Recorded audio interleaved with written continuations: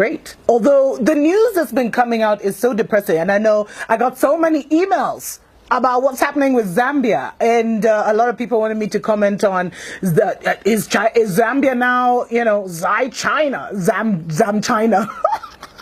Actually, you guys, it's not even a funny story. Zambia is the first African nation to become a full Chinese colony, and we joke about some of these things, but what has happened is really, really tragic. And I warned you guys this is what was going to happen. But also this shows you that we're closer and closer to a major global war. Because I told you, the Europeans are not going to just sit back and let China take over Africa. Now, what has happened is that Zambia defaulted on a couple of loans. And so they lost their power company, ZESCO, and that has been taken over by the Chinese. Their major national electricity company is now being run by China. Now, if that isn't even worse, they've also lost, a few months ago, they lost their Zambia Broadcasting Corporation. It's called the ZNBC. I think it's the Zambia National Broadcasting Corporation, which is now fully owned by China. And, the government has been denying that this is the case. They've been trying to play cute. They've been trying to play, like everything is okay. But they have actually been in secret talks over how their national electricity company would be taken over. This is crazy. Do you think an African country would be allowed to run China's national electricity company? And, it just shows you that China's neocolonial strategy is reaching ahead. I mean, it's reaching its climax. They've been doing this covert business for so long. And now, they've got their tentacles so deep inside. They've got their tentacles so deep inside that it's going to be hard for some countries to turn back. Now, what's happened is, their whole strategy is they encourage indebtedness. So, hey, they come with the money.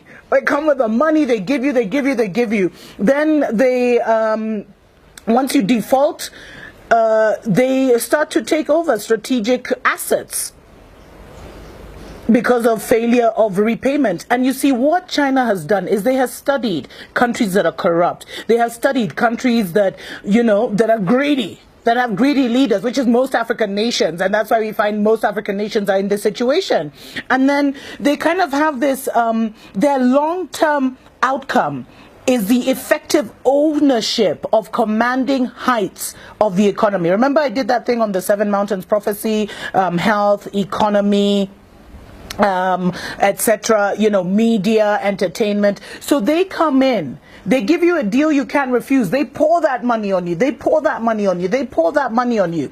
And then all of a sudden, they come collecting. And they're very vicious when they start collecting. And you know what? Even the Chinese government, they know they actually have a problem in Zambia and other nations. But you know what they said? They were just like, us, we're protecting the Chinese. If your people cannot negotiate for you, if Zambians cannot if the Zambian government and the Zambian politicians cannot look after the interests of Zambia, that's not our fault. But this is not going to be possible. And you know what? I was doing deeper research into this matter, and it gets even worse. Now, Zambia's president was actually in China last week for the China-Africa Summit, and I'll talk in the future about the $61 billion or $60 billion that the Chinese government allegedly gave to Africa with no strings. There ain't no free lunch.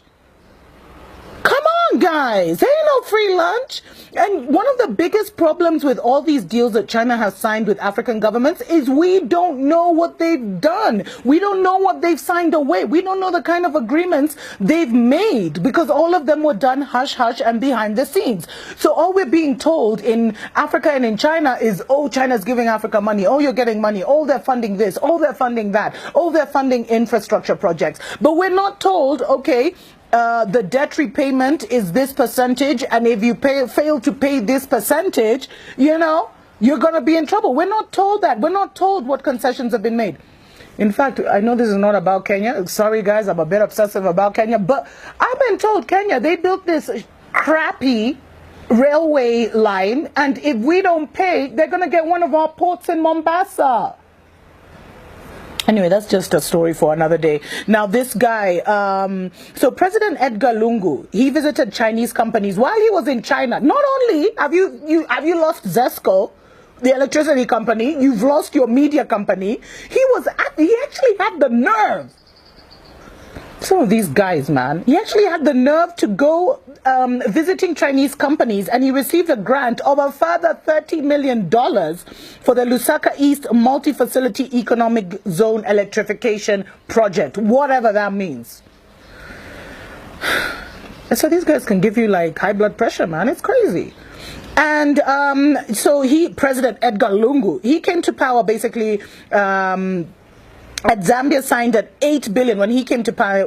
Zambia signed an 8 billion Chinese loans in financing. Now, over 5 billion of this hasn't been added to the total. Now, that's what Zambia is claiming. They're claiming they haven't received 5 billion, or they haven't been able to account for $5 billion of the 8 billion. Although China says it was dispersed, it was released. And get this, the finance ministry doesn't even have the manpower to police and monitor and disburse the funds. And the financial penalties, because I told you a lot of these deals are done in secret, we don't know. So the financial penalties of actually backing out of a Chinese deal are worse than the savings than just going through with the project till its completion. So a lot of contracts have been signed in secret. It's a problem. We don't know what our governments have done. And that's why I am telling you, in the next few years, because, you know, the next election for Zambia is, I think, 2020, somewhere there. You're going to see a lot of African governments toppling. A lot of African governments toppling because they have sold our souls to the devil, literally. Just check out how, you know, Zambia, by the way, Zambia has been allowing Chinese immigrants to come in since 1964. And now, after all this happened, the Chinese have even taken a road. One of the main roads that's even on the national map of Zambia. Check in, they just took a road that appears on the map. You can Google freaking Zambia right now and you'll see that road, and the Chinese have just blocked it off. Like they own the country. This is total madness. Seriously, what are our politicians doing? Yo, young Africans, we need to get it together. Like seriously, we need to get it together. We need to arise. We need to get out of our stupor, our slumber, our coma, whatever it is. We need to stop feeling sorry for us, you know, for ourselves, and just arise, man. And fight for what is ours. I mean, this is what our grandparents fought for independence for. Many died and were tortured. And you know what? So not only have a lot of contracts been signed in secret, but we don't know what our governments have signed off. And in Zambia, Zambia has one of the longest relationships with China among African countries. It started in 1964, 5 months after independence is when this relationship started. And China has been given uncontrolled access to Zambian resources by overborrowing and allowing Chinese unfiltered emigration. And it's reached such a high tension level. And I'd love it if my Zambian brothers and sisters who watch my show would just even expound, share your story, share your testimony, guys. It's reached such an uncontrollable level that now the Chinese have even moved into, you know, the African neighborhoods. And they're creating tension. They're even selling maize on the streets. So here in Africa, you know, we have guys like, so when you're stuck in traffic and stuff in the major cities, guys will be selling everything from aprons to knickers, you know, undies, to handkerchiefs, to water, to crisps. Now, imagine seeing Chinese people doing that business. Imagine seeing Chinese on the side of the road, you know, roasting maize, and it's becoming a problem. And in fact, I was reading, there's been such a high influx of Chinese to Zambia since 2015 that many believe, like many have actually started thinking this was Chinese government driven. Of course they're happy for their people to be, you know, to emigrate and take over and colonize. They're happy for that. And then when these guys commit crimes, because a lot of them have committed crimes, and there's this brilliant article from Lusaka Times which talked about the various crimes that have been committed. The Chinese, a lot of corrupt Chinese have moved to Zambia. A lot of thugs and criminals who are into corrupt deals. So corruption has reached epic proportions in Zambia. And when the government tries to call out the Chinese, what happens? The Chinese government says, oh, don't touch my people, don't touch my people. It's crazy. It's madness. It's nuts. And you know, it's become such a problem because contractors are moving, traders, wholesalers, farmers, manufacturers, importers, exporters, and criminals who want to seize the vast resources of Zambia and are looking for an escape route from poverty. Because China just came out of being a third world country. And you know, it's even become common now for people to say China first, Zambia last. Imagine. Imagine. So, you know, a lot of Zambians have been complaining because Chinese have been allowed to acquire large tracts of land. So there's little land left for Zambians. You guys, you're thinking it's a joke when I say Zambia is now a Chinese colony. There's been a lot of loss of employment opportunities because they're bringing everyone, cooks, bakers, electricians who learn online, engineers who learn online. They've brought a lot of lawlessness and corruption. They're crowding out Zambian SMEs because they're even doing the small business of even selling maize on the streets. And they're racist. And a lot of Zambians have complained about the racism and the environmental degradation. They're even in Zambian markets. You know where the Zambians now, you go, you sell your vegetables and your fruits. They're even there, selling fruits and vegetables and competing with Zambians.